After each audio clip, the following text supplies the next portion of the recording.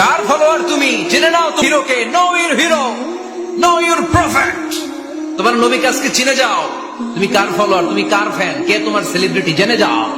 একটা লাইক পাওয়ার জন্য কত সেলফি, এমনে অমনে। কোন নবীর ফলোয়ার আপনি, কার ফলোয়ার?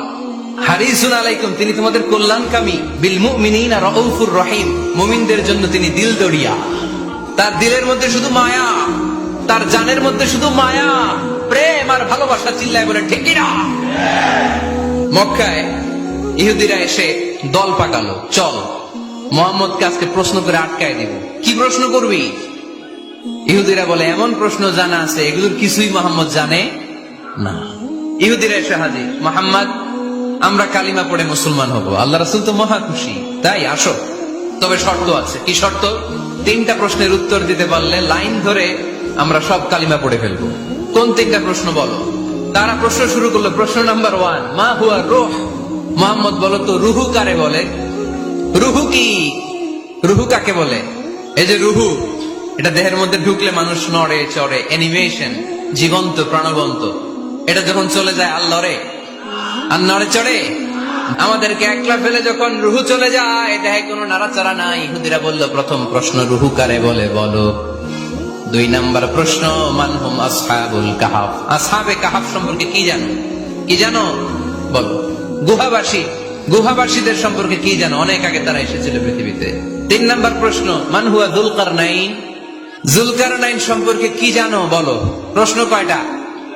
প্রথম প্রশ্ন কি সম্পর্কে? রূহ। দ্বিতীয় প্রশ্ন আসহাবে কাহাফ। তৃতীয় প্রশ্ন যুলকারনাইন। আল্লাহ রাসূল সাল্লাল্লাহু আলাইহি ওয়াসাল্লাম বললেন গাদান উজিবুকুম। তাফসীর ইবনে কাসিরে এসেছে, তিনি উত্তর দিলেন গাদান উজিবুকুম, আই উইল আনসার টুমরো। আগামীকাল উত্তর দিব। কারণ জানেন না তো কি করে বলবেন, আর না জানলে উনি বানায় কিছু বলেন? কারণ কোরআন তো পরিচয় দিয়েই দিল, তিনি মন গড়া কখনো কিছু বলেন। ওরা আগামীকাল উত্তরের জন্য হাজির, কিন্তু ওহী আসে নাই, উনি বলতেও পারে না। বিশ্বনবী আবার বললেন গাদান উজিবুকুম, আগামীকাল দেব। তারপরের দিন ইহুদিরা এসে হাজির, বিশ্বনবী উত্তর করতে পারেন না। বিশ্বনবী আবার বললেন গাদান উজিবুকুম, আগামীকাল বলে দেব। আগামীকাল ওরা এসে হাজির, তৃতীয় দিনও তিনি পারেন না। এসে হাসাহাসি শুরু করছে, এই মক্কার লোকেরা দেখো, এই লোকটা এতদিন তোমাদেরকে ভুল বুঝাইছে। এই লোকটা এতদিন বলেছে তিনি নবী। তিনি যদি নবী হতো তিনি তো প্রশ্নের উত্তর করতে পারতো, পারে না কেন? পারে না কেন? এটাই প্রমাণ করে তিনি নবী নয়। তিনি যদি পারতো উত্তর দিয়ে দিত। তিনি যদি জানতেন তাহলে তো উত্তর দিতেন। পারেন না কেন? 3 দিন 4 দিন, আহা, নবীও লজ্জায় অসহায়, উত্তর দিতে পারেন না। টানা 15 দিন। টানা কয়দিন? ওহী আসে নাই, নবী উত্তরও দিতে পারে না। আল্লাহ রাসূল সাল্লাল্লাহু আলাইহি ওয়াসাল্লামের জন্য এত বিব্রতকর পরিস্থিতি আর কখনো ছিল না। তিনি বারবার বলতেছেন কালকে বলবো, কিন্তু উত্তর আসে না। এর কারণ নবী ইনশাআল্লাহ বলে নাই। কি বলে নাই?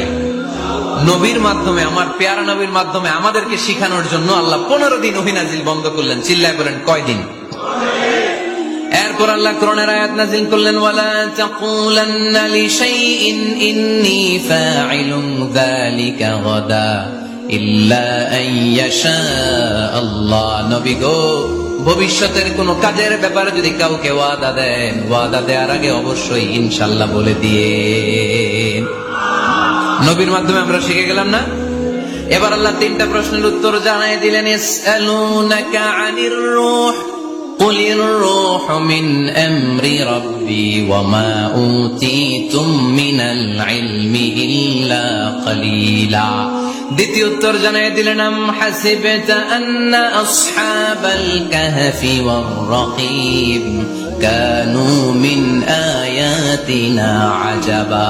3 নাম্বার প্রশ্নের উত্তর আল্লাহ সূরা কাহফে জানিয়ে দিলেন ইয়াসআলুনাকা আন যিল কারনাইন কুল সাআতলু আলাইকুম মিনহু যিকরা। আল্লাহু আকবার।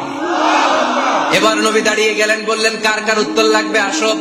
রূহ হলো আল্লাহর আদেশ, আল্লাহর আদেশে ঢুকে আর আল্লাহর আদেশে বের হয়।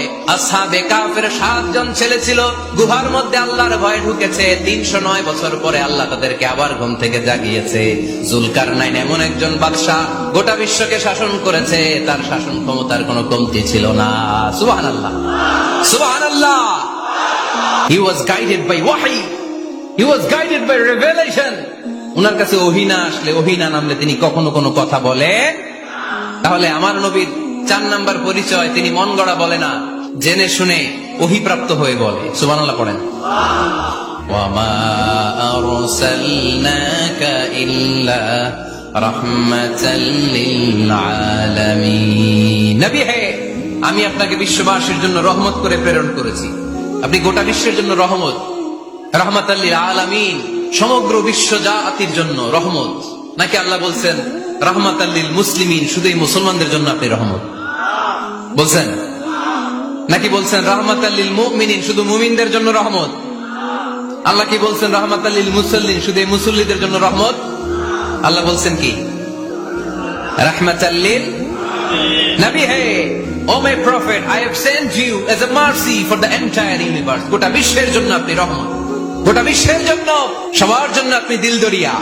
এজন্য কোরআন বলল লাকাদ জাআকুম রাসূলুম মিন আনফুসিকুম আজিজুন আলাইহি মা আনিতুম হারিসুন আলাইকুম বিল মুমিনিনা রাউফুর রহিম। যিনি আমার নবী, যিনি তোমাদের কাছে রাসূল হয়ে এসেছেন, আজিজুন আলাইহি মা আনিতুম, যেই জিনিসটা তোমাদেরকে কষ্ট দেয় এই জিনিস মেনে নেয়া নবীর পক্ষে সম্ভব না।